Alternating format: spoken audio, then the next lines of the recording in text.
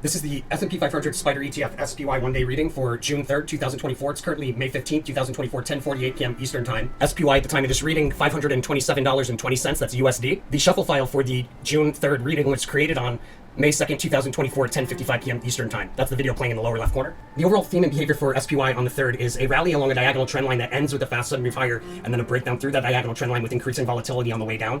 Behavior around the highest high, we have a rally into key resistance on a multi-day scale. We decline from that resistance with consecutively lower spikes up on the way down, and usually those spikes up will meet moving averages as resistance, and the moving averages are usually in bearish formation, not always, but usually.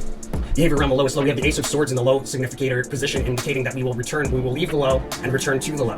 So we'll meet the low, leave the low, return to the low, at least one return to the low. So that's very helpful knowledge as far as planning out trades for the day. I'll talk about that as we progress through the reading. Looks like the VIX is going to be overall kind of like sideways with maybe a sharp drop in there at some point. Before we go any further though, I want to make sure that everybody's aware. I'm going to get into the hour by hour chart behavior as well as identifying the timing of the highest highs and the lowest lows for the day. But before I do that, I just want to make sure that everybody's aware. The whole purpose of the channel is to transmute some of the competitive energy of the stock market into goodwill. We do that by following the rule of karma for the channel. You go to the resources tab of our website, Tarot for Traders, and 5% of the profits from every profitable trade utilizing this information should be donated forward to one of these charities, or pick a charity of your choosing as long as you're paying 5% forward, and then 5% should be sent back to the channel through one of these links. If you're international, you can use Wise or you can use YouTube Tips, and that leaves you at 90%. Make sure to spend that 90% out of love. As long as you follow those rules, you follow the rule of karma for the channel, the universe considers you an angel investor. It's going to send it back to you tenfold for following through. Blessings to all my angel investors. Let's get back into it. In the pre-market, we have a decline through multiple support levels. From that decline, there is a rally into the open. The rally ends quite abruptly, or it kind of like turns over right at the open. It's not long lasting. There's a pretty sharp drop to a first day's low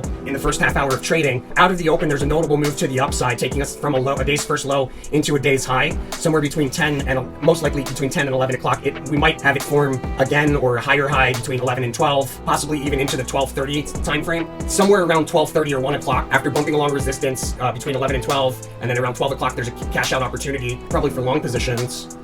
A crest between 12 and 1, or probably closer to 1 p.m., where we decline to and through support to meet another support. We break through that support and then do a U-shaped reversal, come back and reuse it as support. Pretty notable decline off of a peak between 1 and 2, taking us to a day's low. I'm advised to be cautious between 2 and 3, roughly 2 and 3. There might be another move to the upside here, like a fake out here, off of the lows between 2 and 3. Yeah, but that's a fake out. And then there's another, we return back to lows. Remember, with the Ace of Swords, we return back to lows. So we return back to lows in the last hour. At some point out of that low, there should be a move to the upside, even though technicals will really indicate more bearish behavior. Out of the low, there'll be an unexpected move to the upside. And we should have 3 pokes through the same price level around the close, followed by a sharp drop off of the 3rd poke, taking us back into lows in the post-market, or possibly could be indicating the following day. We'll look at that when we get into June 4th. The preview for the 4th, we have a period of sideways fluctuating rally that precedes a notable decline. At some point tomorrow, and we'll talk about that in more detail when we get into the reading for the 4th. So what I would be looking to do here, out of the low, this full card opportunity offers opportunity to open up a long position for a quick scalp out of the low into a high. I wouldn't wait. You could either exit here at the Ace of Wands, which would be the more prudent way to go. You might regret, you might be like, oh, there might have been a little bit more, but I would say probably take profits here. And if you miss that opportunity, there's going to be a peak there midday when we're bumping along resistance sideways near highs. Probably around 12:30 would be your second opportunity. I wouldn't wait for that opportunity. And at the same moment that you get out of the long position, you'll want to get into a short position.